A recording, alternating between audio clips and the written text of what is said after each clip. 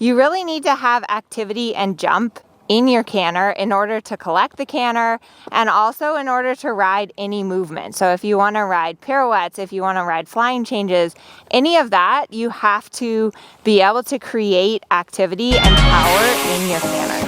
Hello everyone, in this video I'm going to talk about how to create activity in your canter. And I think this is something that we all work on and that we all want to improve with our horses, because you really need to have activity and jump in your canter in order to collect the canter and also in order to ride any movement. So if you want to ride pirouettes, if you want to ride flying changes, any of that, you have to be able to create activity and power in your canter. So in today's video, I'm going to give you a few exercises to create activity in your canter.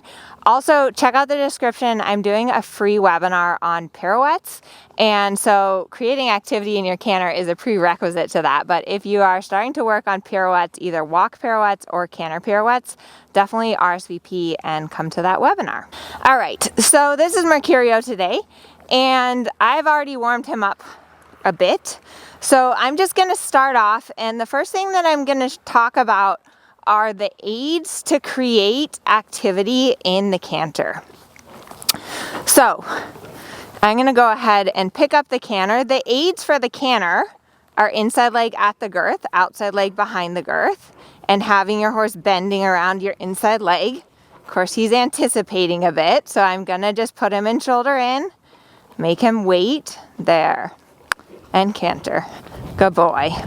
Good boy. Okay, so this is not a bad canter, but let's say, you know, if I wanted to ride a pirouette or I wanted to ride a flying change, I need to add some activity to it. So the first thing to do to add activity is to use your leg. And it's important in the canter to use your leg in canter position. So my inside leg is at the girth, my outside leg is behind the girth. I'm going to give him a little squeeze with both legs. So I'm going to close my legs and then give him a little kick. And you saw him jump more.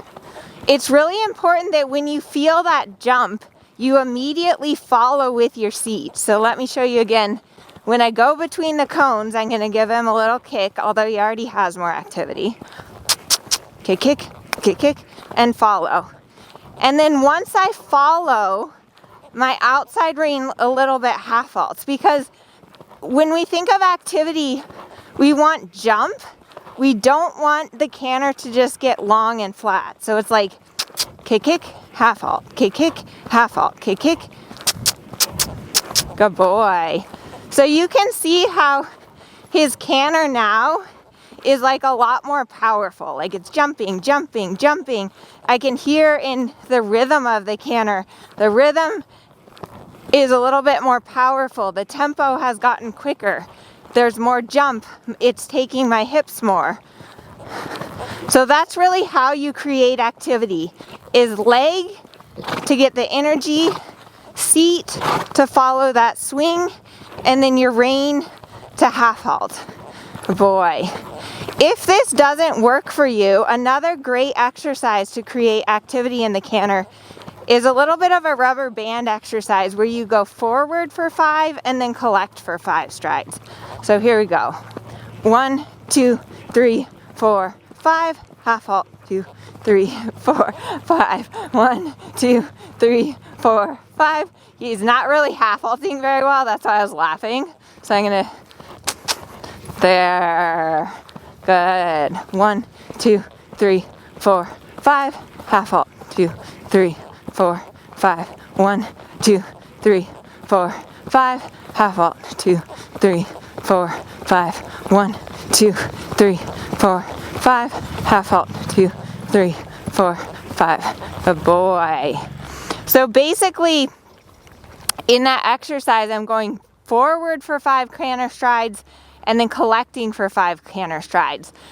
My aid to get him to go forward is I'm using my leg. So inside leg at the girth, outside leg behind the girth.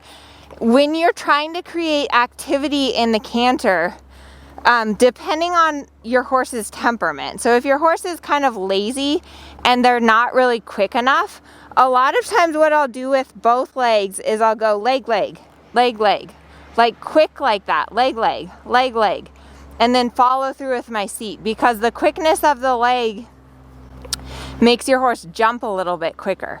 The other thing that you can do if your horse isn't responsive to your leg is carry a whip and give your horse like a little tap tap right on top of the croup to make them jump up more. And that's another way, like the whip is an auxiliary aid, but it's a really great way to create a little bit more jump and activity.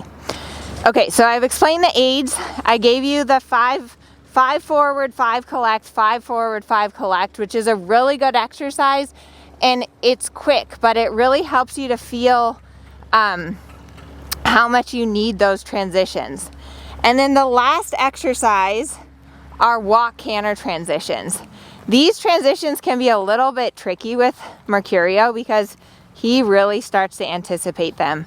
But basically what you want to focus on in your walk-canter transitions is you really want to feel that the first canter stride is very active and immediate response. So I'm just going along at the walk, and I really want my horse to react to as little aid as possible and to go immediately to canter. So that was not the best. What I didn't like about that was the connection wasn't quite right. There, this is a better canter. Good.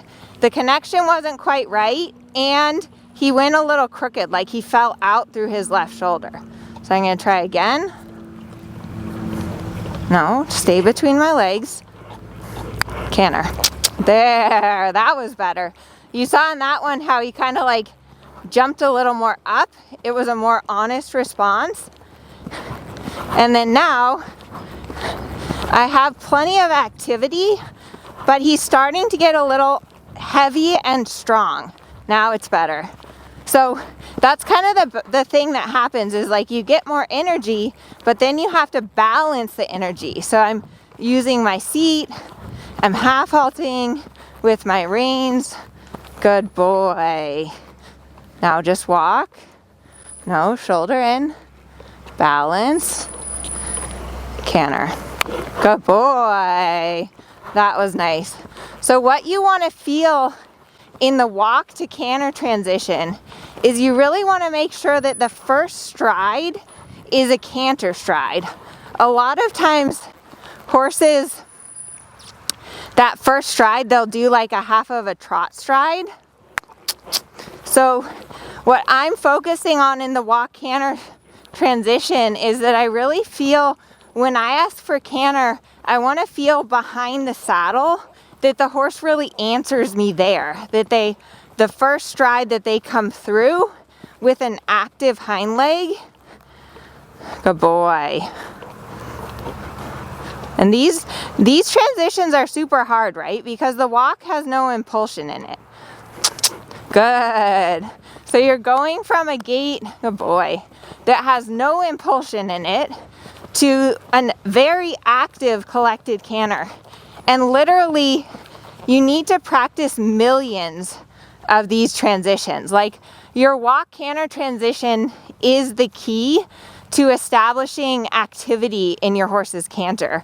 So if you're working on flying changes, if you're working on pirouettes, any of those things, you literally need to do millions and millions of walk to canter transitions. I ride a lot with Yohinneman, and that is one thing. He said his favorite exercise of all time is the canter on aid.